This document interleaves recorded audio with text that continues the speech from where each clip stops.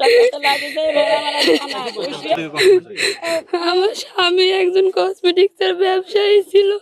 আমার স্বামীর পৈতৃক সম্পত্তি ছিল, চরে খের বিক্রি করতে গিয়েছিল রাজশাহী বাটির কাছে।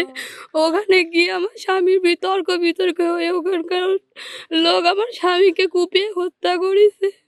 আমার বেটা কসমেটিক ব্যবসা করতে, বেটা আমার বেটা 5 বছর একদিন কসমেটিক ব্যবসা করে। আমার বেটাকে খেড়ের মাঠে গেছে, তার বাপ দাদার বইবে খেড় বিক্রি করতে যায়, কে ডাইকে নিয়ে যায়, আমার বেটাকে হত্যা করলো। বেটা আমি পরে সংবাদ পাইছি আমার বেটাকে 7 গোটা করি আমার বেটাকে নদীতে ফেলে দিয়েছে। বেটা তারপরে আমার বেটা কার খুঁজে যায় পাইনি রে বেটা। তারপরে দিনকে আমার বেটা নদীর দিনে খুঁজি আমার বেটারা তুলি লিয়েছে। বেটা গো আমার কলিজা টুকরা চলে গেছে। বেটা আমার বাপের 35 সম্পত্তি, এই সম্পত্তিতে আমার ছেলে খেড় কাটতে গেছে, রাজশাহী পার্টির কাছে খেড় বেচতে যায়, ওরা ঠেকা দি খুব বানানিস্তি করে আমার ছেলে মার ধরি করে কাটাকাটি করে মারি ফেলা দিয়ে ই করে দিছে, বুঝতে পারছেন। বেল্লাল, মুমতাজ, আপনার আরো সব মেলায় বিভিন্ন তো নাম আমার মনে থাকছে না বাবা। আমার তো ধরেন বুঝতে পারেন যে আমার কালেজা কাটা ছেলে চলে গেছে, তাজা ছেলে। পদ্মার ওই পারে আমার দুলাভাইয়ের জমি আছে, এই জমিতে খেড় ছিল, এই খেড় বিক্রি করার জন্য সে মাঠে গেছিল দেখতে। যায় দেখছে মুমতাজ বাহিনীর লোকজন, মুমতাজ, আমজাদ, বেলাল এরা ওই খেড় কাটছে। এই ছেলে যা বলেছে আমাদের জমির থেকে আপনি খেড় কাটছেন কেন? তখন বলেছে এই জমি তোদের কিসের, জমি আমাদের। যাই হোক, এক কথায় হয়তো বা কথা কাটাকাটি হয়েছে। ইতিমধ্যেই আমাদের কাছে খবর এলো ওনারা কাইটি নদীর ভাসায় দিছে।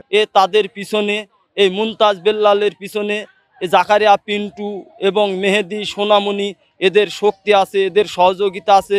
উপর পুলিশ প্রশাসন, এই সোনামণি, জাকারিয়া, পিন্টু, মেহেদি এরা সব কিছু মুমতাজ বাহিনীর হ্যান্ডেলিং করে। এদের কেউ কিছু বলার নাই, সাধারণ লোক কেউ কিছু বলে না, কেউ বলে না জানের ভয়ে, আর কেউ বলে না মানের ভয়ে। এরা জঘন্য খারাপ, এদের মতন খারাপ আর বাংলাদেশে মনে হয় কোনো জায়গায় নাই। এই মুমতাজ, এই আমজাদ, বেল্লাল, জাকারিয়া, পিন্টু, মেহেদি, সোনামণি আরো অনেক লোক আছে, অত নাম জানিনি। এরা যে এত জঘন্য খারাপ, এরা বাপ দাদার আমলে থেকে পরের জমি খাওয়ার অভ্যাস, যে নিজের বাপের জমি যার সে যা মার্ডার হয়ে আসছে আর ওরা কাড়ি খাইয়ে নিবে। খেয়ার বিক্রির সন্তানাস, ওর বাপ চাচারা সন্তানাস ছিল। সে আমার জামাই ছিল। আমার মেয়েটা নদীর ধারে বাড়ি, আমরা যার মেয়েটাকে যে একটা বাড়ি স্থায়ী নিরাপত্তা থাকবো, আমার কোনো নিরাপত্তা নাই।